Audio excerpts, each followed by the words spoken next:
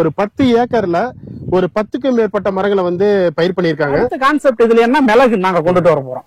அதுக்கான ஆலோசனைகளை நம்ம ஓரங்கள் எல்லாமே இந்த மாதிரி நம்ம தேக்கு மகாகனி இவங்களுக்கு கொடுத்துட்டு உள்ளுக்குள்ள எல்லாம் வந்து ஈட்டி வேங்க சந்தனம் ஒரு ஏக்கர் வச்சிருக்காங்க அப்படின்னா உதாரணத்துக்கு ஒரு ஏக்கருக்கு ஒரு 10க்கு 10ன்னு வச்சோம் அப்படின்னா ஒரு 400 மரம் பிடிக்குங்க. 12க்கு 12 வச்சோம்னா ஒரு 300 மரம் பிடிக்கும். ஒவ்வொரு வெரைட்டியும் ஒவ்வொரு லைனா கிளம்பையில நட சொல்லிட்டோம்னா இந்த மரத்தோட நிழல் அதுல விழாது, அந்த மரத்தோட நிழல் இதுல விழாது. ஓனப்புளியாங்க வந்து சந்தன மரத்துக்கு ஒரு நல்ல ஒரு செடின்னு சொல்லலாம். செம்மரம், மஞ்சள் கடம்பு, செம்மரம். ஆமா, இதுக்கு பக்கத்துல சந்தன மரம். கல்லு மண்ணு இருந்தா இந்த இடம் ஃபுல்லாவே இருக்கு. பார்த்தாலே தெரியும். செம்மண் சரளைங்க. செம்மண் சரளை. 45 ஆடு செம்பரி ஆடு வாங்கிட்டு ஊர்ல. Okay okay. செம்பரி ஆடுன்னா இப்போ கிட்டத்தட்ட 2 டைம் குட்டி வித்துட்டோம். சரளை காடா இருக்கு. 1200 டிடிஎஸ் இருக்கு. இதுக்கு என்ன மரம் வரும்னா பாத்தீங்கன்னா இப்ப நம்ம கொடுத்திருக்கிறது சந்தன மரம், செம்மரம் இருக்கு. சரிங்க. ஈட்டி இருக்கு, ஈட்டி வேங்க இருக்கு.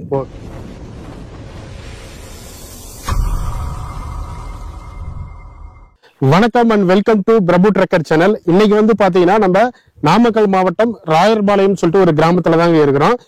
இந்த வீடியோல வந்து பாத்தீங்கன்னா ஒரு விவசாயி ஒரு 10 ஏக்கர்ல 10க்கும் மேற்பட்ட வகையான மரங்கள் வந்து பாத்தீங்கன்னா சூப்பரா வந்து விவசாயம் பண்ணிட்டு இருக்கிறாரு.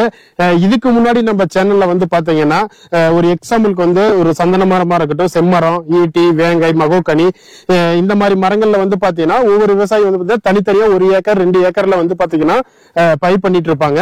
ஆனா நம்ம விவசாயி இங்க ராயர்பாளையத்தில் இருக்கிற ஒரு விவசாயி கிராமத்தில் இருக்கிற ஒரு விவசாயி வந்து பாத்தீங்கன்னா ஒரு 10 ஏக்கர்ல 10க்கும் மேற்பட்ட மரங்கள் வந்து பாத்தீங்கன்னா சூப்பரா மிகவும் அற்புதமா பிரம்மாண்டமா வந்து விவசாயம் பண்ணிட்டு இருக்காரு. அந்த விவசாயி கிட்ட வந்து பாத்தீங்கன்னா இது எப்படி சாத்தியமாச்சு, இந்த மாதிரியான விவசாயம் பண்றதுக்கு உங்களுக்கு எப்படி ஒரு ஐடியா கிடைச்சதுன்னு சொல்லிட்டு அந்த விவசாயி கிட்ட வந்து பாத்தீங்கன்னா சில விஷயங்களை நம்ம கேட்டு தெரிஞ்சுக்கலாம். இந்த வீடியோ கடைசி வரைக்கும் மறக்காம பாருங்க. ரொம்பவும் சூப்பரா ஒரு இன்ட்ரெஸ்டிங்கா இருக்க போது. வாங்க வீடியோக்குள்ள போலாம். வணக்கம் ஐயா, உங்க பேரு, நீங்க என்ன மாதிரி விவசாயம் பண்ணிட்டு இருக்கீங்க, இந்த மரம் சார்ந்த விவசாயிகள் வந்து வரதுக்கான காரணங்கள் என்ன, அதை பத்தி கொஞ்சம் தெளிவா சொல்லுங்க. வணக்கம். இந்த பேட்டி எடுக்கிறது எனக்கு ஒரு பெரிய சந்தோஷம். சரி சார். அடுத்தது வந்து நாங்க சொந்த ஒரு திருச்செங்கோடு தாலுகா, இலாப்பாளையம் கிராமம். என்னோட பேர் ER சக்திவேல். ஓகே. போர்வெல் தொழில் பண்ணிட்டு இருக்கோம். SS போர்வெல் நிறுவனம் நடத்திட்டு இருக்கிறோம். சரிங்க. அடுத்தது ரங்கா வித்யாலயான்னு ஸ்கூல் நடத்திட்டு இருக்கிறோம். சரிங்க. அடுத்து விவசாயம் பண்ணிட்டு இருக்கிறோம். இதுல ஏற்கனவே நாங்க வந்து எங்களோட தோட்டத்துல கடலை, குச்சிக்கிழங்கு இந்த மாதிரி போட்டுக்கிட்டு இருக்கிறோம். அதுல பெரிய லாபம் கிடையாது. ராயர்பாளையங்கிற இடத்துல இந்த இடத்துல வந்து ஒரு 20 ஏக்கர் இடம் வாங்கி 10 வருஷமும் சும்மா தான் இருந்தது. இப்போ இந்த கொரோனா டைம்ல ஏதோ ஒரு மரப்பயிர் பண்ணணும் அப்படின்னு நம்மளால ஒரு ஆசை. சரிங்க சரிங்க. அது என்ன சுற்றுச்சூழல் பாதுகாப்பு பண்ணணும். அதே மாதிரி நமக்கு ஃபியூச்சர்ல வந்து ஒரு 10-20 வருஷம் கழிச்சு ஒரு நல்ல வருமானம் வரணும் அப்படிங்கிற எண்ணத்துல தேடல் பண்ணும் போது ஈசா யோகா மையத்தை கான்டாக்ட் பண்ணோம். அது நாமக்கல்ல ராஜான்னு நண்பர் வந்தாரு. அவர் வந்து இந்த மாதிரி பண்ணுங்க, ஒரு 10 வகையான மரத்தை ஒரு 10 ஏக்கர்ல ஃபர்ஸ்ட் வைக்கலாம் அப்படின்னு அவரோட அறிவுறுத்தலின்படி செஞ்சுட்டு வர்றோம். இப்ப கிட்டத்தட்ட 2021 வச்சு ஒரு 3 வருஷம் கொஞ்சம் கஷ்டப்பட்டு தான் கொண்டு வரணும். ஏன்னா மரம் வளர்க்கறதுங்கிறது ஆரம்பத்துல ஸ்டேஜ்ல வந்து ரொம்ப கஷ்டமா இருந்தது. ஆனா இப்ப வந்து கஷ்டம் இல்ல. ஒரு 3 வருஷம் ஒரு 10 அடி உயரத்துக்கு அந்த அளவுக்கு வந்திருக்கு. 10 அடி உயரத்துக்கு மேல வந்துருச்சு. இப்ப என்ன பண்ணோம்னா இது தொடர்ந்து நம்ம கையில இருந்து இன்வெஸ்ட்மெண்ட் பண்ணிட்டு வரோம் அப்படின்னு சொல்லிட்டு இப்போ கடந்த வருஷம் ஒரு 6 மாசத்துக்கு முன்ன ஒரு 45 ஆடு செம்பரி ஆடு வாங்கிட்டு ஊர்ல. செம்பரி ஆடுன்னா இப்போ கிட்டத்தட்ட 2 டைம் குட்டி வித்துட்டோம். இனிமேல் வந்து மெயின்டெனன்ஸுக்கு கையில இருந்து காசு போடாத அளவுக்கு இப்போ செலவு பண்ணிட்டு இருக்கோம். ஆட்டுக்குட்டி வித்து செலவுல இது ஒரு செலவுக்கு ஆள் செலவுக்கு பண்ணிட்டு இருக்கிறோம். புல்லு நிறைய வந்து இப்போ ஆடு விட்டது வந்து இப்போ உரமாயிருது, புல்லு சாப்பிட்டுக்குது. இப்போ அதுக்கு தற்சமயம் இப்ப மழை பெஞ்சதுக்கு அப்புறம் மரம் நல்லா இருக்கு. இதுல வந்து மகாகனி, மஞ்சள் கடம்பை, தேக்கு, செம்மரம், சந்தன மரம். சந்தன மரம் தான் நாங்க 80% வச்சிருக்கோம். பார்த்தா தெரியும். நிறைய ஒவ்வொரு லைனும் கேப் விட்டு சந்தன மரமா தான், சந்தன மரம் தான் அதிகமா இருக்க மாதிரி இருக்கு. செம்மரம் கம்மியா தான் இருக்கும். அப்புறம் ஈட்டி, கருமருது, சரி, அவர் கொடுத்தது எல்லாமே கலந்து வச்சிருக்கிறோம். இப்ப வந்து இது ஃபியூச்சர்ல வந்து எப்படி இருக்குங்கிறது நல்லா இருக்குன்னு நாங்க எதிர்பார்க்கிறோம். கண்டிப்பா. ஆனா இப்ப எங்களுக்கு எந்த சிரமமும் இல்ல. 3 வருஷத்துக்கு அப்புறம் இப்ப சிரமம் எல்லாம் போயிட்டு இருக்கு.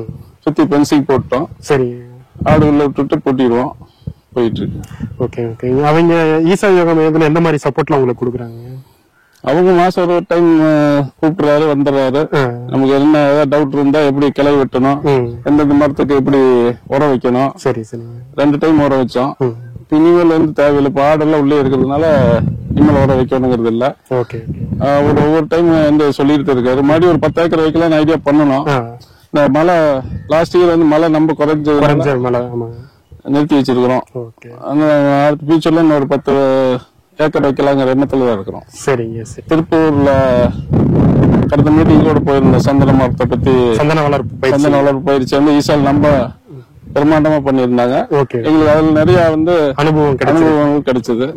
இப்போ வர்ற மீட்டிங் 24ஆம் தேதி புதுக்கோட்டையில் நடத்துறீங்க. ஆமா ஆமா, அதுக்கு நாங்க போறது தயாரா இருக்கிறோம். ஓகே ஓகே, ரொம்ப சந்தோஷங்க ஐயா. இப்ப நம்ம இந்த நில உரிமையாளர்கிட்ட பல வகையான மரச்சாகுபடி எல்லாம் வந்து வளர்த்துக்கிட்டு வந்துட்டு இருக்காங்க. அவங்க கிட்ட நிறைய விஷயங்களை நம்ம கேட்டு தெரிஞ்சுக்கிட்டோம், எதனால இந்த ஆர்வம் வந்துச்சு அப்படின்ட்டு. ரொம்ப சந்தோஷம் சார். வணக்கம். இந்த மரங்களை பத்தி இந்த நில உரிமையாளர்கிட்ட சில தகவல் நம்ம கேட்டு தெரிஞ்சுக்கிட்டோம்.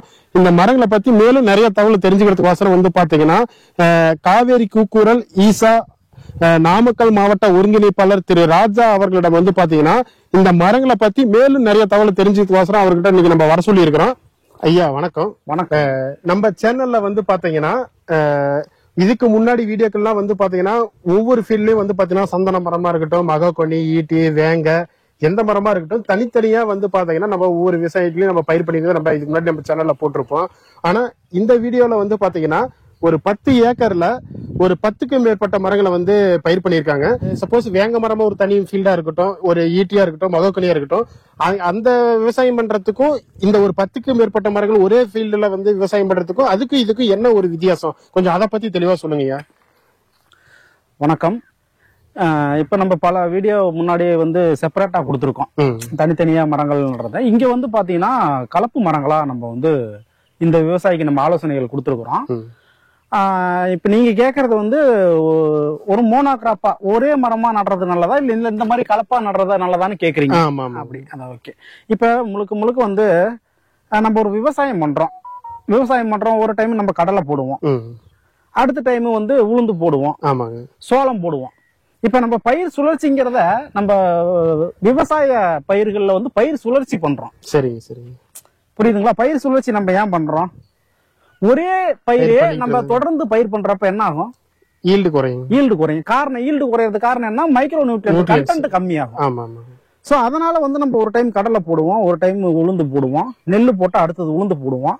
இது இந்த கான்செப்ட் ஏன் விவசாயத்துல வருது அப்படின்னா, தொடர்ச்சியா ஒரு பயிரை நம்ம பண்றப்ப அதோட வருமானம் நமக்கு இன்கம்ங்கிறது ஈல்டுங்கிறது குறைஞ்சுக்கிட்டே இருக்கும்.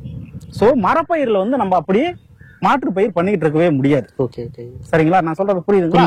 அது ஏன் பண்ண முடியாதுன்னு கேட்டீங்கன்னா, மரங்கிறது வச்சுட்டா ஒரு 20 வருஷத்துக்கு நம்ம எதுவும் பண்ண முடியாது. அப்ப இது சரி வச்சுட்டோம், இந்த டைம் வந்து தேக்கு மரம் வச்சுட்டோம், ஒன்னு ஒரு 2 வருஷம் கழிச்சு தேக்கு மரத்தை எடுத்துட்டு நம்ம வேற மரத்தை போட்டுக்கலாம் அப்படின்னு நம்ம பண்ண முடியாது. சோ அப்ப இந்த கலப்பு மரங்கள் மூலமா என்ன ஆகுதுன்னா, நியூட்ரியன்ட் கண்டென்ட் வந்து நமக்கு பெருகும். நல்லா புரிஞ்சுக்கணும். இப்ப நம்ம விவசாய நிலங்கள்ல பண்றப்ப வந்து நம்ம ஒரே பயிரை பண்றப்ப எப்படி ஈல்டு குறையுதோ அதே மாதிரியே உதாரணத்துக்கு இப்ப 10 ஏக்கர் ஃபுல்லாவே தேக்கு வச்சுட்டோம் அப்படின்னா வளர்ச்சி நல்லா தான் இருக்கும். அது வந்து மாற்று கருத்து இல்ல. இப்ப ஒரு வருஷத்துல தேக்கு மரம் உதாரணத்துக்கு 10 ஏக்கர் நடுறீங்கன்னா ஒரே வருஷத்துல 10 அடி வந்துடும். இது இயல்பு தான். சரிங்களா? ஆனா ஃபியூச்சர்ல 5 வருஷம் 10 வருஷத்துக்கு மேல மரம் எந்த அளவுக்கு சைஸ் வருதுங்கிறது தான் முக்கியம்.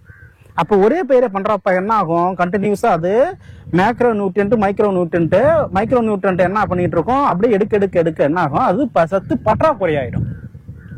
சோ இதை நிவர்த்தி செய்யறதுக்கு நம்ம என்ன பண்றோம்? கலப்பு பயிர் மரங்களா நடுறப்ப என்ன ஆகும் அப்படின்னா, எல்லா மரங்களோட இலைதலைகளும் ஒவ்வொரு மரமும் ஒவ்வொரு வகையான சத்துக்களை எடுத்து மண்ணுக்கு இலை மூலியமா கொடுக்கறதுனால மண்ணுல எல்லா இலைதலைகளும் மக்கு உருவாக என்ன ஆகும்?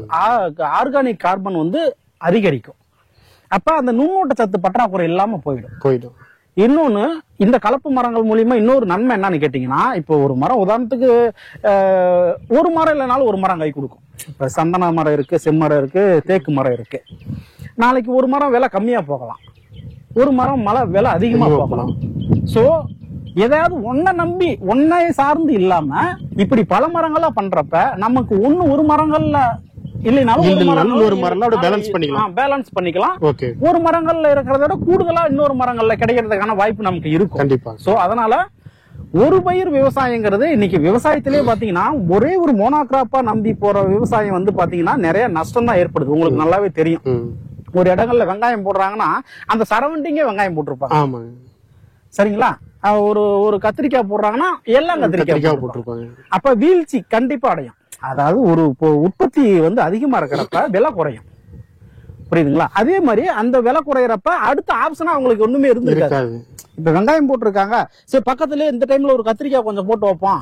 அப்ப வெங்காயம் வீழ்ச்சி அடையறப்ப நமக்கு அது தக்காளியில கை கொடுக்கும். சோ இந்த மெத்தட் தான் நம்ம வந்து மரப்பயிர்ல நம்ம ஃபாலோ பண்றோம். Okay okay. சரிங்களா? அதாவது தொடர்ச்சியா ஒரே பயிரே போகாம பல பயிர் சாகுபடி இருக்கிறப்ப நமக்கு மண் வளமும் மேம்படும். பிளஸ் ஒரு மரங்கள்ல இல்லைனாலும் இன்னொரு மரங்கள்ல நமக்கு கூடுதலான வருமானம் கிடைக்கும். அதனால வந்து பாத்தீங்கன்னா இந்த பல பயிர் சாகுபடி வந்து நம்ம மோஸ்ட்லி வந்து விவசாயிகளுக்கு நம்ம ஆலோசனை கொடுக்கறது வந்து பல பயிர் சாகுபடி தான். பல மரங்கள் கலந்து நடுற மாதிரி தான் நம்ம ஆலோசனைகள் கொடுக்கிறோம். சில விவசாயிகள் வந்து இல்ல எனக்கு வந்து நான் இதையே நட்டுக்கிறேன் அப்படிங்கிற விவசாயம் நம்ம ரொம்ப போர்ஸ் பண்ண முடியாது. நம்ம வந்து ஒரு ஆலோசனைகள் கொடுப்போம். அந்த ஆலோசனைகள் விவசாயிகள் ஏத்துக்கிட்டாதான் உண்டு. கண்டிப்பா முக்காவாசி நம்ம அதுக்காக தான் நம்ம போறோமே. அதுக்காக தான் நம்ம வந்து ஃபீல்டு விசிட் பார்த்து வேலை பார்க்கறோம். அவங்களுக்கான ஆலோசனைகளையும் கொடுத்துக்கிட்டு இருக்கோம். அந்த மாதிரி கொடுத்து உருவான காடு தான் இந்த 10 ஏக்கர் காடு. இதுக்குள்ள நீங்க எல்லா மரங்களும் பார்க்கலாம். சரிங்க. இப்ப அடுத்த கேள்வியா வந்து பாத்தீங்கன்னா நீங்க இப்ப வந்து எத்தனை வருஷமா இவங்களுக்கு நீங்க சப்போர்ட் பண்ணி கொடுத்துட்டு இருக்கீங்க? இந்த மரக்கன்றுகள்லாம் எப்படி நீங்க உங்க ஈசா மையத்துல இருந்து நர்சரியில இருந்து கொடுத்தீங்களா? கொஞ்சம் அதை பத்தி தெளிவா சொல்லுங்க. கண்டிப்பா. இது வந்து இப்ப வந்து இவர் வந்து ஒரு தொழிலதிபர். இந்த தோட்டத்தோட ஓனர் ஒரு தொழிலதிபர். இங்க இவருக்கு ஒரு 20 ஏக்கர் நிலம் இருக்கு. இது இப்ப நம்ம இந்த மரங்கள் நட்டுருக்கிற இடம் வந்து ஒரு 10 ஏக்கர். இது நடுறதுக்கு முன்னாடியே வந்து எங்களை வந்து தொடர்பு கொண்டார். வந்து நான் இந்த மாதிரி மரங்கள் நடணும் எங்க தோட்டத்துல அப்படின்னு சொன்னாரு. நாங்க வந்து நேரடியா இந்த இதெல்லாம் நடுறதுக்கு முன்னாடி வந்து தோட்டத்தை வந்து விசிட் பண்ணோம். சாயில் மண் எப்படி இருக்குன்னு பார்த்தோம். தண்ணி வந்து டெஸ்ட் பண்ணணும். டெஸ்ட் பண்ணிட்டு இவருக்கு வந்து இந்த மரங்கள், அதாவது இவரோட லேண்டுக்கு இப்ப இவரு உதாரணத்துக்கு எடுத்துக்கிட்டீங்கன்னா இந்த மண் வந்து செம்மண் சரள மண். பார்த்தாலே தெரியுது. பாத்தீங்கன்னா உங்களுக்கு தெரியும். ஒரு வெங்கச்சாங்கல் சரளையா கிடக்கும் பாருங்க. பாருங்க இங்க பாருங்க. இதெல்லாம் வந்து ஒரு சரள காடு. இதெல்லாம் பாருங்க. இந்த மாதிரி கல்லாதான் இங்க எல்லாம் கிடக்கும். கல்லு மண்ணா தான் இந்த இடம் ஃபுல்லாவே இருக்கு. பார்த்தாலே தெரியும் செம்மண் சரளைங்க. செம்மண் சரளை. சோ இந்த இடங்கள்ல வந்து பாத்தீங்கன்னா உங்களுக்கு அதிகமா மண் கண்டம் இருக்காது. சாயில் டெப்த் இருக்காது. புரியுதுங்களா? இந்த மாதிரி சரள இருக்கிற இடங்கள்ல எல்லாம் ஒரு 3 அடி 4 அடியிலே சட்டு வந்துடும். சட்டுனா பாறை கிடையாது, மதுர் மாதிரி ஒரு சட்டு. அந்த மாதிரி சட்டு வந்துடும். சோ இந்த மாதிரி இடங்களுக்கு நம்ம இதுக்கேற்ற மரங்களை தான் நம்ம கொடுக்க முடியும். சரிங்களா? அதனால இங்க இந்த சரளைக்கும் இவரோட வாட்டரோட டிடிஎஸ் கண்டென்ட் பார்த்தோம்னா ஒரு 1200 டிடிஎஸ் கண்டென்ட் இருந்துச்சு. சோ அந்த டிடிஎஸ் கண்டென்ட்டுக்கும் இவரோட இந்த செம்மண் சரளைக்கும் இவரோட மண்ணோட ஒரு ஆழம் ஒரு 3 to 4 அடி தான் இருக்கு. இதுக்கு என்ன மரங்கள் வளரும் அப்படிங்கறது வந்து இந்த மரங்கள் எல்லாம் நடுறதுக்கு முன்னாடி நம்ம ஆலோசனைகள் கொடுத்துட்டோம். அப்ப என்னென்ன மரம், இந்த மண்ணுக்கு என்ன மரம், சரள காடா இருக்கு, 1200 டிடிஎஸ் இருக்கு, இதுக்கு என்ன மரம் வரும்னா பாத்தீங்கன்னா இப்ப நம்ம கொடுத்திருக்கிறது சந்தன மரம் கொடுத்திருக்கோம். இந்த ஃபீல்ட்ல என்னென்ன மரம் இருக்கு? ஆமா, சந்தன மரம், செம்மரம் இருக்கு, சரிங்க, ஈட்டி இருக்கு, வேங்க இருக்கு. ஓகே, சரிங்களா? இந்த மரங்கள் எல்லாம் நம்ம இதுக்கு வந்து கொடுத்திருக்கோம். இதுல தேக்கும் இருக்கு, மகாகனி இருக்கு. நான் அதை பத்தி உங்களுக்கு நான் பின்னாடி சொல்றேன். தேக்கு மகாகனியை பத்தி சொல்றேன். இந்த மரங்கள் எல்லாம் வந்து நம்ம இப்படி கலப்பு மரங்களா இங்க நட்டிருக்கோம். உதாரணத்துக்கு பாத்தீங்கன்னா இப்ப பாருங்க சந்தன மரம் இங்க நட்டிருக்கோங்களா. இப்ப சந்தன மரம் இருக்கு. சந்தன மரத்துக்கு வந்து நம்ம ஒரு ஹோஸ்ட வந்து நம்ம எப்பயுமே நட சொல்லுவோம். முன்னாடி நம்ம சந்தன மரம் நீங்க வீடியோ எடுத்து பாத்தீங்கன்னா தெரியும். இந்த இடத்துல சந்தன மரத்துக்கு வந்து நம்ம கோணப்புளியங்காய் கொடுத்துருக்கோம். கோணப்புளியங்காய் வந்து சந்தன மரத்துக்கு ஒரு நல்ல ஒரு துணைச்செடின்னு சொல்லலாம். ஃபர்ஸ்ட் நல்ல அகத்தி ஒரு நல்ல ஒரு துணைச்செடி, அதுக்கப்புறம் கோணப்புளியங்காய் ஒரு நல்ல ஒரு துணைச்செடி தான். சப்போஸ் இது வந்து இப்ப பாத்தீங்கன்னா இது மரமா வளராதான் நீங்க கேட்கலாம். இது மரமா வந்தாலும் இதை கட் பண்ணி விட்டோம்னா நமக்கு இந்த லெவல்ல இதை மெயின்டைன் பண்ணிக்கலாம். சந்தன மரம் பாருங்க நல்ல குரோத் ஆயிருக்கு. சோ இது இல்லனாலும் கூட பக்கத்து மரங்கள்ல பாருங்க, இப்ப நம்ம இந்த ஒரு லைன் பாருங்க வேற கலப்பு மரம் கொடுத்துருக்கோம். சரி, இப்ப ஃபர்ஸ்ட் ஸ்டார்டிங்ல வந்து இது என்னென்ன மரம்னு கேட்டுக்கலாங்க. இது உங்களுக்கு காட்டிடுறேன். இது என்ன மரங்கய்யா? இது வந்து செம்மரங்க. இது வந்து செம்மரம். செம்மரம் ஒரு லைன், இந்த லைன்ல வந்து நம்ம செம்மரம், இந்த லைன் ஃபுல்லாவே வந்து பாத்தீங்கன்னா செம்மரம் தான் நட்டிருக்கேன். இது அதுவும் செம்மரம் தாங்க. இது செம்மரம். இந்த மரம் காட்டுங்க. இது மஞ்சள் கடம்புங்க. இது வந்து மஞ்சள் கடம்புங்களா? மஞ்சள் கடம்பு. இந்த மரம் மஞ்சள் கடம்பு நல்லா பாருங்க எப்படி இருக்குன்னு. மஞ்சள் கடம்பு. இந்த சைடு அதே மாதிரி அடுத்த லைன் வந்து நம்ம செம்மரம் கொடுத்துருக்கோம். செம்மரம் மஞ்சள் கடம்பு செம்மரம். ஆமா, இதுக்கு பக்கத்துல சந்தன மரம். சந்தனம் இது வந்து சந்தன மரங்களா? ஆமாங்க. சரி, இப்ப இதுக்கு இலை வந்து பாத்தீங்கன்னா இது வந்து கொஞ்சம் லைட்டா மஞ்சள் கலர்ல இருக்கு. ஆமா ஆமாங்க. இதோட சந்தன மரத்தை வந்து பாத்தீங்கன்னா கொஞ்சம் திக்கா டார்க் கிரீன்ல இருக்கு. இதுக்கு என்னங்க வித்தியாசம்? இல்ல அது ஒண்ணும் இல்லைங்க, அது ஹோஸ்டோட மெர்ஜ் ஆகுறதுதான். இப்ப வந்து பாத்தீங்கன்னா இந்த மரம் பாருங்க, அந்த கோணப்புளியங்க பக்கத்துல இருக்கு. ஆமா ஆமா, பக்கத்துல கோணப்புளியங்க இருக்கு. சோ கோணப்புளியங்க இருக்கிறதுனால வந்து பாத்தீங்கன்னா நல்லா மெர்ஜ் ஆகிக்குச்சு. Okay okay. இதுல இந்த நைட்ரஜன் பாஸ்பரஸ் எல்லாமே இந்த மரத்துல இருந்து அது எடுத்துக்கிறதுனால அது நல்லா கிரீனா இருக்கு. சத்து பத்தாதனால கொஞ்சம் எல்லோ கலர்ல லைட் எல்லோ கலர் வரது அதான் காரணம். முன்னாடி வீடியோ கூட சொல்லிருப்போம். சரி சரி. இந்த மாதிரி கலப்பு மரங்களா குடுக்கறதுக்கு நம்ம ரீசன் பாத்தீங்கன்னா இந்த மாதிரி இதுக்கு ஒரு பர்மனன்ட் சப்போர்ட்டாவும் போயிடும். பிளஸ் இதுல எல்லா மரங்களும் இருக்கும். இப்ப கலப்பு மரங்களா நம்ம எப்படி குடுக்கறோம் அப்படின்னு பாத்தீங்கன்னா ஒரு லைன் விட்டு ஒரு லைன் மாத்தி கொடுப்போம். சரி சரி. ஒரு லைன் உதாரணத்துக்கு இப்ப சந்தனம் கொடுப்போம், ஒரு லைன் அடுத்தது மஞ்சள் கடப்பு கொடுப்போம். நீங்க அதை பாத்திருப்பீங்க, ஒரு லைன் மாறி மாறி இருக்கும். சோ இந்த லைன் எல்லாம் மாறி மாறி கொடுத்துருப்போம். ஒரு லைன் விட்டு ஒரு லைன் வெவ்வேறு மரங்களா கொடுத்துருக்கோம். ஒரு 4 மரம் இருக்குன்னு வச்சுக்கோங்களேன், கிளமையில கொடுப்போம். இப்ப வந்து இது வந்து நீங்க கேட்கலாம், ஒரு கொஸ்டின் வந்து என்னன்னு கேட்கலாம்னா, இப்படி வந்து நம்ம மாத்தி மாத்தி கொடுக்கறதுனால ஒரு மரமும் இன்னொரு மரமும் டாமினேட் பண்ணிடாதான்னு கேட்கலாம் நீங்க. ஏன்னா ஒரு மரம் வேகமா வளரும், ஒரு மரம் வந்து ஸ்லோவா வளரும். அதோட நிழல் அதோட வளர்ச்சி வந்து இந்த மரத்தை பாதிக்காதா அப்படிங்கிற கேள்வி உங்களுக்கு பல மர பயிர்ல வந்து இருக்கும். அதுக்கு நான் கண்டிப்பா அதை பத்தி சொல்லிடுறேன். எப்படின்னா இப்ப நம்ம வந்து எப்படி இந்த கலப்பு பயிர் எப்படி நட சொல்றோம்னா, கிளமேல் கிழக்கு மேற்கு. கிழக்கு மேற்குல வந்து இப்போ காமனா ஒரு கலப்பு பயிர் கொடுக்கறோம்னா மினிமம் வந்து நம்ம ஒரு 12க்கு 12 அடி இடைவெளி கொடுக்க சொல்லுவோம். மரத்துக்கு வந்து மினிமமா குறைஞ்சபட்ச இடைவெளியா 12க்கு 12 கொடுக்க சொல்லுவோம். இப்போ ஒரு 10 ஏக்கர், 1 ஏக்கர் உதாரணத்துக்கு வச்சுக்கோங்களேன், 12க்கு 12 காமனா குழி எடுத்துடுறாங்க. குழி எடுத்துட்டோம்னா கிளமேல்ல ஒரு லைன் வரும். 12க்கு 12னா இப்ப உதாரணம் நம்ம நிக்கிற நேர் ஒரு லைன்னா இந்த நேர் ஒரு லைன் ஒரே மரமா நட சொல்லிருக்கும், ஒரே வெரைட்டி. இப்ப இந்த இடத்துல தேக்குனா தேக்கு மரமா ஒரு லைன் இருக்கணும். அடுத்த லைன் சந்தனம்னா நேரா சந்தன மரம் மட்டும் ஒரு லைன் இருக்கும். ஒரு லைன். அப்ப கிளமேல்ல மாத்தி மாத்தி நடுறப்ப என்ன ஆகுதுன்னு பாத்தீங்கன்னா உங்களுக்கு வந்து அந்த டாமினேஷன் இருக்காது. இப்ப அங்க இருந்து சூரிய வெளிச்சு கிழக்க இருந்து அடிக்குது, மேற்கதான் விழும். மேற்கு இருந்து அடிக்கிறப்ப கிழக்கதான் விழும். அப்ப கிளமேல்ல ஒரு மரங்களை நம்ம செலக்ட் பண்ணி நட்டுட்டோம்னா இந்த மரத்தோட நிழல் அந்த மரத்துல போய் விழாது. புரியுதுங்களா நான் சொல்றது? வடக்கு தெற்கா நட்டோம்னாதான் நமக்கு இந்த பிரச்சனை வரும். ஒரு மரத்தை இன்னொரு மரம் டாமினேட் பண்ணும். சோ கிளமேல்ல ஒரு மரங்களை நடுறப்ப அதோட நிழல் அதுக்கு மேலேதான் விழும். ஒரு மகாகனி எடுத்துங்க, கொஞ்சம் வேகமா வளரக்கூடிய பயிர். சந்தனம் எடுத்துக்க, சுலோவா வளரக்கூடிய பயிர். செம்மரமும் சுலோவா வளரக்கூடிய பயிர். இப்ப ஒரு சந்தனமோ அல்லது ஒரு செம்மரமோ அதுக்கு பக்கத்துல நம்ம வந்து வேற மரத்தை நம்ம கொடுத்தோம்னா இந்த மரத்தோட நிழல் அழுத்தி இந்த மரம் வளராம போகலாம். நல்ல ஐடியா தான் இருக்கு. புரியுதுங்களா? சோ அதனால எதையும் டாமினேட் பண்ணாத மாதிரி கிளமேல்ல நம்ம வந்து ஒரு லைனை கொடுத்து ஒவ்வொரு வெரைட்டியும் ஒவ்வொரு லைனா கிளமேல்ல நட சொல்லிட்டோம்னா இந்த மரத்தோட நிழல் அதுல விழாது, அந்த மரத்தோட நிழல் இதுல விழாது. ஆனா மரத்துக்கு மரம் விழாது, மரங்களோட இலைகள் எல்லாமே பகிர்ந்துக்கும். சோ இந்த மரத்தோட இலைகள் மண்ணுல விழும், அந்த மரத்தோட இலைகள் உதிரும் போது மண்ணுல விழும். இந்த எல்லாம் மக்கி உருவாகும். மக்கு உருவானாலே அங்க கார்பன் லெவல் அதிகமாயிரும், அதோட மண் வளம் அதிகமாயிடும். அப்ப மரங்களோட வளர்ச்சி இன்னும் அபரிவிதமா இருக்கும். ஒண்ணும் இல்ல, இந்த மரங்கள் எல்லாம் நட்டு 3 வருஷம் கூட ஆகல. நீங்க பாருங்க இந்த காடு அப்படியே பின்னாடி காட்டுங்க, அங்க பாருங்க ஒரு 3 வருஷம் ஆகுது. பார்த்தாலே ஏதோ பெரிய ஒரு 3 வருஷம் கூட ஃபாரஸ்ட்குள்ள இருக்கிற மாதிரியே ஒரு ஃபீல் ஆகுது இல்லைங்க? இன்னும் 3 வருஷம் கூட ஆகல. அந்த அளவுக்கு வந்து இந்த மரங்கள் வந்து இப்ப வந்திருக்கு. சோ இதெல்லாம் கலப்பு மரங்களா நடுறப்ப நமக்கு எல்லாமே இதுக்கு முன்னாடி இது 2 டிசாஸ்டர் சந்திச்சிருக்கு. இதை நான் சொல்லியே ஆகணும். அது சொல்லுங்க. இப்ப உங்களுக்கு தெரியும் வரலாறு காணாத வெயில். இந்த வெயில் எதனால வருதுன்னு நினைக்கிறீங்க? எல்லாம் பருவநிலை மாற்றம். பருவநிலை மாற்றம் இருந்தாலே கண்டிப்பா வந்து ஒரு வெயிலாவே இருக்கும் அல்லது மழையாவே இருக்கும். இதுதான் பருவத்துக்கு மழை பெய்யலன்னா மரம் பயிர்கள மட்டும் பிரச்சனை இல்ல, விவசாயத்துல கடும் பிரச்சனை இருக்கு. இத மக்கள் நல்லா உணரணும். பூக்குற டைம்ல, காய்க்கிற டைம்ல, வெயில் அடிக்கிற டைம்ல மழை பெஞ்சதுன்னா காய்ப்பு இல்லாம போயிடும். புரியுதுங்களா? இந்த மாதிரி பிரச்சனை எல்லாம் வரும் நமக்கு. சோ பருவநிலை மாற்றத்துக்கு ஒரே தீர்வு மரங்கள் தான்.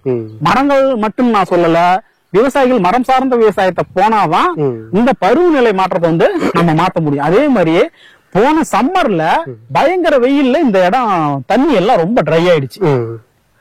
கிட்டத்தட்ட சந்தன மரம்லாம் நீங்க இப்ப பாருங்க, இந்த மரம் எல்லாம் வந்து முன்னாடி நான் வரப்ப எல்லாம் இலையே கிடையாது, வெறும் குச்சி மட்டும் தான் நீட்டிட்டு இருந்திருக்கு, எல்லாம் காஞ்சிருந்துச்சு. இந்த லைன்ல இந்த மரங்கள்ல ஒரு இந்த ஈட்டி மரம் ஒரு இலை கூட இல்ல, எல்லாம் போயிடுச்சு. பாருங்க பாக்க அவ்வளவு பச்சை பசுமையா இருக்கு பாருங்க. இப்ப வந்து எல்லாம் மாறி இருக்கு. இதுக்கு முன்னாடி போன வருஷத்துல அதிக மழையில எல்லாம் இங்க கீழே தண்ணீர் ஊத்தி எடுத்து ஓடி மரங்கள் சில மரங்கள் காஞ்சிருச்சு. ஆமா, இந்த 3 வருஷத்துக்குள்ள அதிக மழையினாலையும் வந்து நமக்கு ஆபத்து வந்துருச்சு, அதிக வெயிலுனாலே ஆபத்து வந்துருச்சு. ஒரு சரியான ஒரு போராட்டத்தை தான் சந்திச்சிருக்க மாட்டேங்குது. அப்ப இந்த 3 வருஷத்துல இவ்வளவு போராட்டத்தை சந்திச்சிருக்கு இந்த தோப்பு. ஆனா இது சமநிலையா இருந்துச்சு அப்படின்னா இந்த பிரச்சனையா இருக்காது. அதிக வெயில் இல்லைனாலும் பிரச்சனை இல்ல, அதிக மழை பெஞ்சதுனாலும் இதுல பிரச்சனை சந்திச்சிருச்சு, அதிக வெயில் வந்ததுனாலும் பிரச்சனை சந்திச்சிருச்சு. இவட எவ்வளவு பிரச்சனைனாலும் தாங்கி வந்துடும், தாங்கி எவ்வளவு அடிச்சாலும் வந்து ஸ்டாண்டர்டா ஏஞ்சி வரும். அந்த மாதிரி இது என்ன ஈட்டி மரங்களா? இது ரோஸ் வுட் ஈட்டி மரம்னு சொல்லுவோம். ஈட்டிங்களா? இது ஈட்டி. இந்த மரம் வந்து பாத்தீங்கன்னா மகோகனி. ஆமா, நீங்க கேட்கலாம் சார் இது என்ன செம்மண் சரல, நீங்க இங்க மண்கண்டமே இல்ல நீங்க, ஆனா மகாகனி எப்படி நீங்க ரெஃபர் பண்ணிருக்கீங்கன்னு கேட்கலாம். இங்க மகாகனி நம்ம எப்படி ரெஃபர் பண்ணோம், நிறைய பேர் மகாகனி விரும்புவாங்க, மகாகனி நடுறோம் தேக்கு நடுறோம்பாங்க, ஆனா அதுக்கேற்ற மண் சூழல் இருக்காது, மண் கண்டா இருக்காது, சரள காடா இருக்கும், சட்டு சீக்கிரமா வந்துடும். அந்த மாதிரி இடங்கள்ல எனக்கு அடம் பிடிப்பாங்க சில விவசாயிகள், நான் வந்து மகாகனி நடுறாங்க தேக்கு நடுறாங்க அப்படிங்கறத. ஆனா அந்த இடத்துல நம்ம கொடுக்க முடியாது. ஆனா ஆரம்ப சூழ்நிலை வளர்ச்சிகள் இருந்தாலும் ஃபியூச்சர்ல வந்து அந்த மரம் பெருக்காது, சைஸ் வராது. டிம்பர் மரங்களை பொறுத்த வரைக்கும் நல்ல சைஸ் வந்தாதான் அது நல்ல விலை போகும். அப்படி இருக்கிற பட்சத்துல இங்க ஏன் சார் நீங்க மகாகனி கொடுத்தீங்கன்னு கூட கேட்கலாம். நீங்க பாருங்க, இது ஒரு தடம், இது பாருங்க நேரா இது வந்து தடை விட்டுருக்கோம், தடத்துக்கு 2 பக்கம் மகாகனி கொடுத்துருக்கோம். நீங்க பார்த்தா தெரியும் பாருங்க, இந்த லைன் ஃபுல்லாவே பார்த்தா தெரியும். இந்த லைன் பாருங்க ஃபுல்லாவே வந்து பாத்தீங்கன்னா மகோகனி தான் நட்டுருக்காங்க. மகாகனி நட்டு எனக்கு பிடிச்ச மரம் வந்து பாத்தீங்கன்னா சம்மரம் சந்தன மரம்லாம் கூட கிடையாதுங்க, மகோகனி மரம் ரொம்ப எனக்கும் சூப்பரா பிடிக்கும். இப்ப ஏன் இந்த தடங்கள்ல கொடுத்துருக்கோம்னா இது ஒரே லைன் மட்டும் இந்த தடத்துல ஃபர்ஸ்ட் ஒரே லைனா கொடுத்துருக்கோம். சோ இங்க வந்து அப்பயும் மண்கண்டல்ல எப்படி பெருக்குன்னு கேட்கலாம் நீங்க. இந்த இடத்துல வந்து அதிக காம்படிஷன் இருக்காது, இது ஓரம் ஒரே லைன் வாட்டர்ல இருக்கிறதுனால ஒரே லைன்னா ஃபர்ஸ்ட்லயே நம்ம குடுக்கறதுனால என்ன ஆயிடும்னா இதுக்கு ஃப்ரீயான சன்லைட் கிடைச்சிரும், ஃப்ரீயான காத்தோட்டம் கிடைச்சிரும். சோ இந்த மரம் வந்து பெருக்கும். இதையே நம்ம உள்ள கொண்டுட்டு போனோம்னா நமக்கு வந்து மற்ற இப்படி ஃப்ரீயா கிடைக்கிற காற்றோட்டமும் சன்லைட்டும் அதுக்கு கிடைக்காது. சோ இந்த இடங்கள்ல வந்து இந்த சரள காட்டுல வந்து ஏன் மகாகனி கொடுத்துருக்கோம்னா இந்த மாதிரி ஓரங்கள்ல ஒரு லைன் கொடுக்கறப்ப இதோட வளர்ச்சி கண்டிப்பா நல்லா இருக்கும். இதையே உள்ள கொண்டுட்டு போனோம்னா வளர்ச்சி டல் ஆகும். இப்ப இருக்கிறத விட பின்னாடி ஃபியூச்சர்ல சொல்றோம் கண்டிப்பா. சோ அதனால ஓரங்கள் எல்லாமே இந்த மாதிரி நம்ம தேக்கு மகாகனி இவங்களுக்கு கொடுத்துட்டு உள்ளுக்குள்ள எல்லாம் வந்து ஈட்டி வேங்க சந்தனம் செம்மரம் மஞ்சக்கடம்பு இந்த மாதிரி மரங்கள கலப்பு மரங்களா நம்ம உள்ளுக்குள்ள எல்லாம் கொடுத்துருக்கோம். இது பார்டர்ல இது தென்னை மரமும் இருக்க மாட்டேங்குதுங்க. ஆமா, தென்னை மரம் மருந்து வச்சிருக்காங்க, தென்னை மரம் இருக்கு, அப்புறம் தேக்கு நட்டு இருக்காங்க, பார்த்தாலே எல்லா இடத்துலயும் தெரியுது தேக்கு இருக்கு. ஆமா, தேக்கு இருக்கு, இந்த கோணப்புளியங்க மரம் சொல்லுவோம், கோணப்புளியங்க மரம் இருக்கு, அப்புறம் சவுக்கு இருக்கு, அப்புறம் நிறைய மரங்கள் ஏகப்பட்ட மரங்கள் இருக்குங்க சார். ஆமாங்க, இது பாருங்க இது எல்லாம் ஈட்டி மரம், இந்த லைன் எல்லாம் ஈட்டி மரம் நெட்டுக்கு பாத்தீங்கன்னா தெரியும் உங்களுக்கு. அது வரைக்குமே பாருங்க இந்த லைன் ஃபுல்லாவே ஈட்டி மரம். இது பக்கத்துல வந்து சந்தன மரம். Okay okay. அந்த சைடு பாருங்க அதுலயும் வந்து ஈட்டி செம்மரம் அந்த ஒரு லைன்ல நம்ம மாறி கொடுத்துருக்கோம். இப்ப ஒரு லைன் உங்களுக்கு சந்தன மரம் இருக்கும், ஒரு லைன் ஈட்டி மரம் இருக்கும், ஒரு லைன் வேங்க மரம் இருக்கும். பரவாயில்ல. இந்த மாதிரி நம்ம வந்து கலப்பா தான் கொடுத்துருக்கோம். இதுல பாருங்க அதிகமா பாருங்க அந்த லென்த் வரைக்கும் பாத்தீங்களா, இந்த லாஸ்ட் வரைக்குமே ஈட்டி தான் நட்டுது. ஈட்டி செம்மரமும் அந்த சைடு கொஞ்சம் செம்மரம் இருக்கு, இந்த சைடு பாத்தீங்கன்னா சந்தன மரம் இருக்கு. இதுதான் வந்து நம்ம கலப்பு பயிரா கொடுக்கறது வந்து இந்த மெத்தட்ல தான் கொடுப்போம். Okay okay. சோ இது எதுவுமே டாமினேட் பண்ணாது. இந்த மாதிரி வரும்போது கொஞ்சம் நம்ம லேண்ட் அதிகமா வச்சிருக்கீங்க, இங்க வந்தா இது கல்டிவேஷன் பண்றது ஈஸியா இருக்கும். சும்மா 1 ஏக்கர் 2 ஏக்கர் வச்சிருக்கீங்க, இந்த மாதிரி பண்ணலாங்களா? இல்ல 1 ஏக்கர் வச்சிருக்கிறவங்க கூட இதை பண்ணலாம். 1 ஏக்கர் வச்சிருக்காங்க அப்படின்னா உதாரணத்துக்கு 1 ஏக்கருக்கு ஒரு 10க்கு 10ன்னு வச்சோம் அப்படின்னா ஒரு 400 மரம் பிடிக்குங்க. 12க்கு 12 வச்சோம்னா ஒரு 300 மரம் பிடிக்கும். 100 மரமா நம்ம வச்சுக்கலாம். ஓ அப்படி இல்ல எனக்கு வந்து உதாரணத்துக்கு இப்ப எனக்கு சில பேர் நினைப்பாங்க நான் வந்து தேக்கு மரம் அதிகமா எனக்கு தேவைப்படுதுங்க, 1 ஏக்கர்ல நான் தேக்கு மரமே ஃபுல்லா வச்சுக்கிட்டா அப்படின்னு கேட்பாங்க.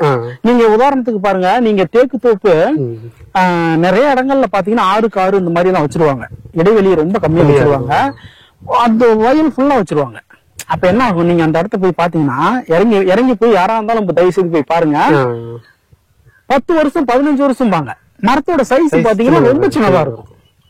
அப்ப காரணம் என்ன, ஒரே பயிர் ஒண்ணு காற்றோட்ட வசதி இருக்கு, இடைவெளி கம்மி, ஆமா, சரியான சூரிய வெளிச்சம் இருக்காது, காற்றோட்ட வசதி. அதான் சோ அந்த மாதிரி இருக்கிறப்ப எனக்கு தேக்கு மரம் ஒரு ஏக்கர் 300 மரம் பிடிக்குதா, சரி நீங்க நான் ஒரு 200 மரம் தேக்கு மரம் வச்சிருக்கேன், ஒரு 100 மரம் வேற மரம் நான் கலந்துக்கிறேன், அப்படி கலந்துக்கிட்டாலும் நம்ம தாராளமா கண்டிப்பா கண்டிப்பா. இப்ப நிறைய விவசாயிகள் வந்து இந்த வீடியோ பாக்குறீங்க கேட்பாங்க. சப்போஸ் வந்து பாத்தீங்கன்னா இப்ப நம்ம இந்த வீல்டு ஒரு 10 ஏக்கர் சொன்னோம், 10 ஏக்கர் வச்சிருக்கிறதுனாலதான் இந்த மன்னர் ஒரு 10 வகையான மரங்கள் வச்சு நெட்டிருக்காங்க. சப்போஸ் என்கிட்ட ஒரு ஏக்கர் தான் இருக்கு, நாங்க வந்து இந்த மாதிரி வந்து எல்லா மரங்களும் ஒரு 10 வகையான மரங்கள் நட முடியுமான்னு சொல்லி கேட்பாங்க. அவங்களுக்கு அவசரம் தான் இந்த இப்ப நான் கேட்ட கேள்வி. தாராளமா நடலாங்க. ஆனா மரங்கள் வந்து ஆனா ஒரு பலதரப்பட்ட மரங்கள் நடலாம். ஆனா அது சப்போஸ் சேல்ஸ் பண்ணும் போது வந்து பாத்தீங்கன்னா ஒரு 10 மரம் தான் இருக்கும், ஒரு 15 மரம் தான் இருக்கும், ஒரு 50 மரம் தான் வரும். சப்போஸ் லோடு ஏத்துற சிரமமா இருக்கும். சப்போஸ் இப்ப தேக்கு மரமா வச்சுட்டா ஒரு 300 மரம் இந்த ரேஞ்சில் வைக்கும் போது உங்களுக்கு லோடு ஏத்துறதுக்கு கொஞ்சம் ஈஸியா இருக்கும். அந்த மாதிரி பிரச்சனை வராது. இல்ல இல்ல, நீங்க இதுல வந்து எப்படின்னா நம்ம நீங்க கேட்கிற கேள்வி நல்ல கேள்விதான். இப்ப மலைவேம்புன்னு ஒரு மரம் இருக்கு, மலைவேம்பு. இந்த மரம் தான் என்ன ஆகும்னா நமக்கு அதிகமான குவான்டிட்டி தேவைப்படும். இப்ப மலைவேம்பு வரவன் ஒரு மரம் 2 மரம் வெட்டுறதுக்கு யோசிப்பாங்க, அவங்களுக்கு ஒரு லோடா தான் வரணும். சோ அந்த மாதிரி மலைவேம்பு மரம் வைக்கிறப்ப நீங்க சொல்ற பிரச்சனை ஓகே, அது ஃபுல்லா மலைவேம்பா தான் இருக்கணும். அப்ப ஏன்னா குவான்டிட்டி தேவைப்படுது, பிளைவுட் பர்பஸ்க்காக போறதுனால அவங்க வெளியே டிரான்ஸ்போர்ட் இதெல்லாம் இருக்கு, அதனால அது தேவைப்படும். ஆனா மற்ற மரங்கள் இப்ப நான் தேக்கு மகாகனி இந்த மாதிரி மரங்கள்லாம் ஒரு மரம் 2 மரம்னா கூட விவசாயம் எடுத்துக்குவாங்க. புரியுதுங்களா? அப்ப அது பிரச்சனை கிடையாது. எதுல பிரச்சனைனா ஒண்ணு பிளைவுட் இண்டஸ்ட்ரிக்காக போற மலைவேம்புல ஒரு மரம் 2 மரம்னா வர வியாபாரி எடுக்கிறதுக்கே தயங்குவாங்க. ஆனா தேக்கு மரம் மற்ற மரங்கள்லாம் ஒரு மரம் 2 மரத்தையும் கூட விவசாயிகள் எடுத்துக்குவாங்க. அதனால இது பிரச்சனை இல்லை. இப்ப ஒவ்வொரு விவசாயிகள் என்ன பண்ணுவாங்கன்னா சரி இந்த தேக்கு மரம் எல்லாம் கொஞ்சம் வந்துருச்சா, இது ஒரு 2-3 மரத்தை கொடுப்போம், ஒரு பிள்ளைக்கு ஃபீஸ் கட்டணும் அப்படின்ட்டு ஒரு 3 மரத்தை மட்டும் வித்துருவாங்க. பரவாயில்ல. அப்ப இடையில ஸ்பேஸ் அதிகமாகும், மற்ற மரங்கள் இன்னும் பெருக்கும். அப்ப அடுத்தது ஒரு சூழ்நிலை வருது. அப்ப வந்து என்ன பண்ணுவாங்க, ஒரு 10 மரம் இதுல ஒரு 10 மரம் கொடுக்கலாம் அப்படின்ட்டு அது ஒரு 10 மரத்தை கொடுப்பாங்க. வேம்ப மரமா சொன்னா ஒரு லோடு ஏத்தனாதான் நம்மளுக்கு காசு கிடைக்கும். ஆனா இதுல அப்படி இல்ல, நம்ம வந்து தேவைங்கிறப்ப பயன்படுத்திக்கலாம். இல்ல எனக்கு விக்க தேவையில்லைன்னா கூட 5 இன்னும் 2 வருஷத்துல பாருங்க இது நல்ல காடு உருவாயிடும். இன்னும் 2 வருஷம் தான், உள்ளே போக முடியாது, அந்த அளவுக்கு மரங்கள் எல்லாமே பெருசாயிடும். இப்ப அடுத்த கான்செப்ட் இதுல என்ன, மிளகு நாங்க கொண்டுட்டு வர போறோம். அதுக்கான ஆலோசனைகளை நம்ம கொடுத்துக்கிட்டு இருக்கோம். அடுத்த 2 வருஷத்துல இந்த மரங்கள் எல்லாத்திலுமே வந்து நம்ம மிளகு ஏத்த போறோம். சோ மிளகு ஏத்திட்டோம் அப்படின்னா மிளகோட ஈல்டு குறைஞ்சது ஒரு 40 வருஷத்துக்கு மிளகோட ஈல்டு கிடைக்கணும். அப்ப இந்த மரங்களை விற்க வேண்டிய தேவை இருக்காது. புரியுதுங்களா? ஏன்னா வருஷம் டபுள் இன்கம் மாதிரி சொல்றேன். ஆமா, டபுள் இன்கம் கண்டிப்பா. அடுத்து ஒரு 40 வருஷம் எனக்கு ஒரு 30 வருஷம் கூட இருக்கும்.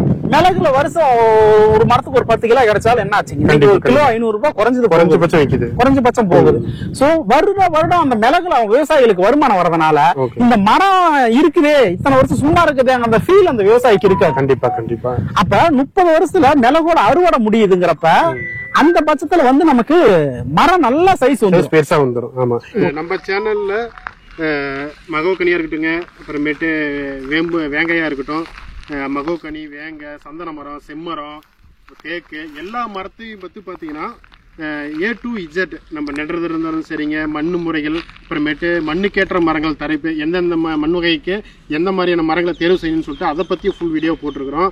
அப்புறமேட்டு A to Z வரைக்கும் இதை பற்றி எல்லா டீட்டெயிலுமே போட்டிருக்கிறோம். அதனால் வந்து பார்த்தீங்கன்னா இந்த வீடியோவில் 10 வகையும் வந்து சக்ஸஸ்ஃபுல்லாக பண்ணுறாங்கங்கிறது ஒரு எடுத்துக்காட்டு, ஒரு எக்ஸாம்பிள் உங்களுக்கு நாங்கள் எப்படி பண்ணிட்டு இருக்காங்க அப்படின்னு சொல்லி தான் ஒரு எக்ஸாம்பிள் சொல்கிறோம்.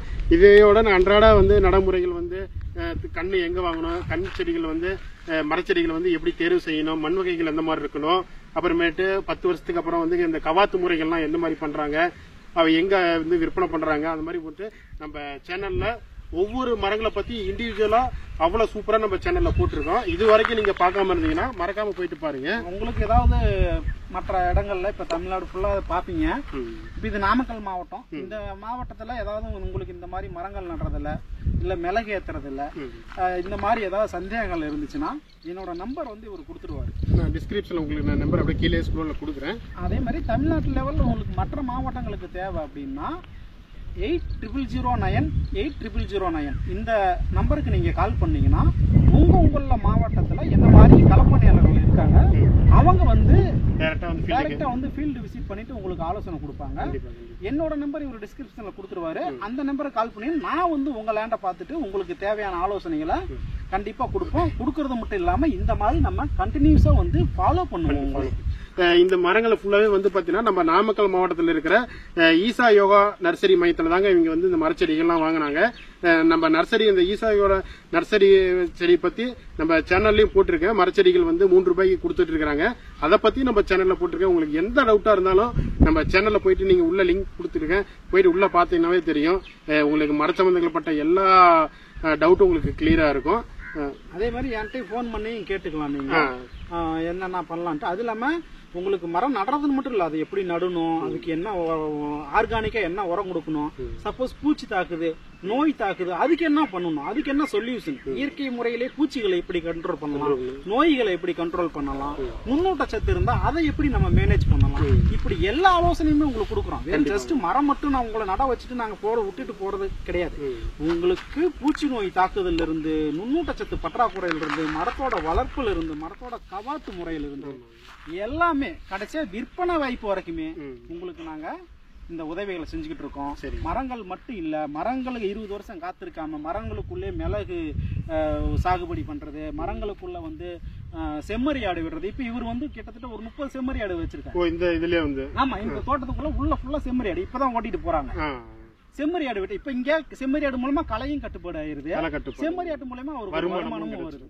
ஸோ மரங்களையே நம்பி இல்லாம இந்த மாதிரி செம்மறியாடு வளர்ப்பு, மிளகு வளர்ப்பு, நாட்டுக்கோழி வளர்ப்பு, இந்த மாதிரி எல்லா ஆலோசனைகளுமே உங்களுக்கு நாங்க கடைசி வரைக்குமே கொடுத்துட்டு இருக்கோம்.